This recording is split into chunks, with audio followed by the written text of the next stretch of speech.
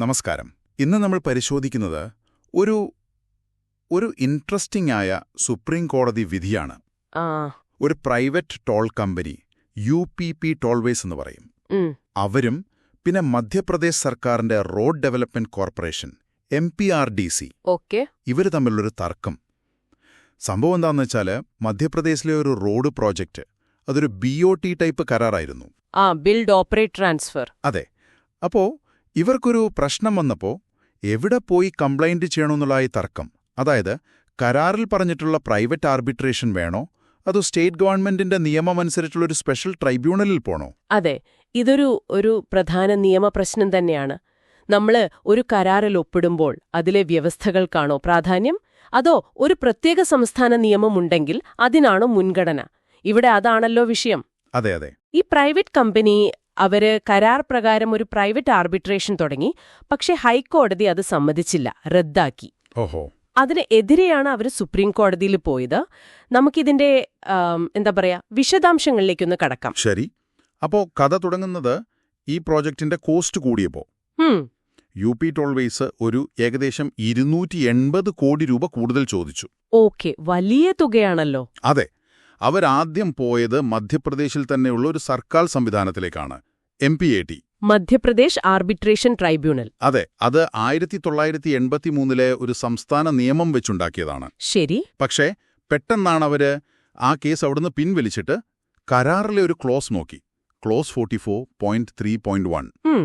അതനുസരിച്ച് ICADR വഴി ഒരു പ്രൈവറ്റ് ആർബിട്രേഷൻ തുടങ്ങി 1996 സെൻട്രൽ ഗവൺമെന്റ് ആക്ട് പ്രകാരം. അപ്പോ എന്തിനാവും ഈ മാറ്റം? അപ്പോ UPPയുടെ വാദം എന്താന്ന് വെച്ചാൽ, ഞങ്ങളുടെ കരാറിൽ ഈ പ്രൈവറ്റ് ആർബിട്രേഷന് ഓപ്ഷനുണ്ട്. പിന്നെ ഈ സ്റ്റേറ്റ് ട്രൈബ്യൂണൽ, അതായത് MPAT, അതിനെല്ലാ കാര്യത്തിലും ഇടപെടാൻ പറ്റില്ല, നടപടികൾക്ക് ഭയങ്കര താമസമാണെന്നും അവര് പറഞ്ഞു. ഓക്കെ. അതുകൊണ്ട് ഞങ്ങൾ 1996 കേന്ദ്ര നിയമം അനുസരിച്ച് ICADRൽ പോയി. പക്ഷെ MPRDC വിട്ടില്ല. അവര് പറഞ്ഞു ഇത് വർക്ക്സ് കോൺട്രാക്റ്റാണ്, ഒരു നിർമ്മാണ കരാർ. നിർമ്മാണ കരാർ. അതെ. അതുകൊണ്ട് ഞങ്ങളുടെ 1983 ഒരു സ്പെഷ്യൽ സ്റ്റേറ്റ് നിയമമുണ്ട്. അതനുസരിച്ച് MPATന് മാത്രമേ ഈ തർക്കം കേൾക്കാൻ അധികാരമുള്ളൂ. ആ നിയമം കരാറിലെ കണ്ടീഷനേക്കാൾ മുകളിലാണ്. അപ്പോ സ്റ്റേറ്റ് നിയമം ഓവർറൈഡ് ചെയ്യുമെന്നാണോ? അതാണ് MPRDCയുടെ വാദം. അവര് പഴയ ചില കോടതി വിധികളൊക്കെ ചൂണ്ടിക്കാണിച്ചു, വിവാ ഹൈവേസ്, LG ചൗധരി കേസുകളൊക്കെ. ശരി. പിന്നെ UPP ഒരേ സമയം 2 സ്ഥലത്ത്, അതായത് ആദ്യം MPATൽ പോയി, പിന്നെ ICADRൽ പോയി. ഇതിനെ ഫോറം ഷോപ്പിംഗ് എന്നും പറഞ്ഞ് MPRDC എതിർത്തു. അപ്പൊ ശരിക്കും കോംപ്ലിക്കേറ്റഡ് ആയി. ഒരു സൈഡിൽ കോൺട്രാക്ട്, മറ്റേ സൈഡിൽ സ്റ്റേറ്റിന്റെ സ്പെഷ്യൽ നിയമം. ഈ വാദങ്ങളൊക്കെ കേട്ടിട്ട് സുപ്രീം കോടതി എന്തു പറഞ്ഞു? ഇത് നിങ്ങളെ എങ്ങനെ ബാധിക്കുമെന്നും നമുക്ക് നോക്കാം. ശരിയാണ്. സുപ്രീം കോടതി അവസാനം MPRDC പറഞ്ഞതിനോട് യോജിച്ചു. ഓഹോ.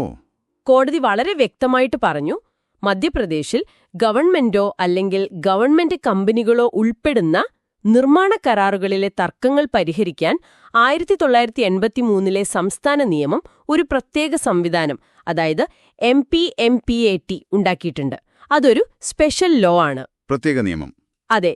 അപ്പോ ഈ വിഷയത്തിൽ ഒരു പൊതുനിയമം, അതായത് 1996 കേന്ദ്ര ആർബിട്രേഷൻ നിയമമുണ്ടെങ്കിലും ഈ പ്രത്യേക നിയമത്തിനാണ് മുൻഗണന.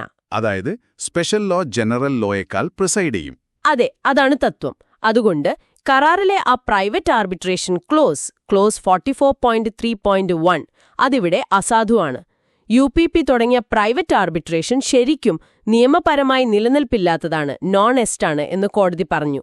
പക്ഷേ UPP ആദ്യം MPATൽ കൊടുത്ത കേസ് പിൻവലിച്ചില്ലേ? അപ്പോ അവരുടെ ചാൻസ് പോയില്ലേ? ഇനിയിപ്പോ എന്തു ചെയ്യും? അതൊരു നല്ല പോയിന്റാണ്.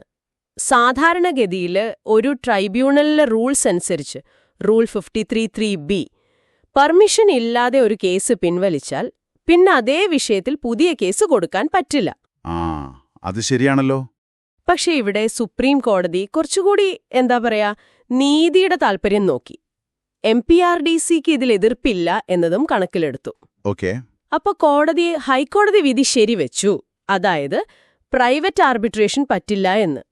എന്നാലും UPPയോട് പറഞ്ഞു, നിങ്ങൾ പിൻവലിച്ച ആ പഴയ case, reference petition number 61 of 2018, അത് പുനഃസ്ഥാപിക്കാൻ എംപാർട്ടിൽ ഒരു അപേക്ഷ കൊടുക്കാൻ അതിന് അനുമതി നൽകി.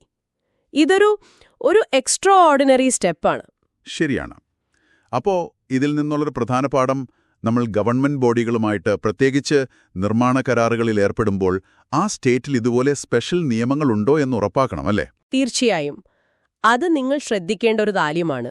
ഉണ്ടെങ്കിൽ ആ നിയമം ഒരുപക്ഷെ നിങ്ങളുടെ കരാറിലെ വ്യവസ്ഥകളെക്കാളും ശക്തമായിരിക്കും. അതെ. ഒരു കോൺട്രാക്ട് സൈൻ ചെയ്യും മുമ്പേ ഈ ലോക്കൽ നിയമങ്ങൾ അല്ലെങ്കിൽ സ്പെഷ്യൽ നിയമങ്ങൾ എന്താണെന്നും അത് നമ്മുടെ കരാറിനെ എങ്ങനെ ബാധിക്കുമെന്നുമൊക്കെ അറിയുന്നത് നല്ലതാണ്. അല്ലെങ്കിൽ ഇതുപോലുള്ള പ്രശ്നങ്ങൾ വരും. ശരിയാണ്. BOT പോലെ വർഷങ്ങൾ നീണ്ടു നിൽക്കുന്ന പ്രോജക്റ്റുകളിൽ ഇത് കൂടുതൽ പ്രധാനമാണ്. അതെ. ഇത് മധ്യപ്രദേശിൽ മാത്രമല്ല, മറ്റു സംസ്ഥാനങ്ങളിലും ചിലപ്പോൾ ഇത്തരം പ്രത്യേക സംവിധാനങ്ങൾ ഉണ്ടാവാം. ശരിയാണ്. ഇനി നിങ്ങൾക്കൊന്ന് ആലോചിക്കാൻ ഒരു ചോദ്യം ചോദിക്കാം. കാര്യക്ഷമത കൂട്ടാനും തർക്കങ്ങൾ വേഗം പരിഹരിക്കാനുമാണ് ഈ സ്പെഷ്യൽ ട്രൈബ്യൂണലുകളൊക്കെ ഉണ്ടാക്കുന്നത്, അല്ലേ?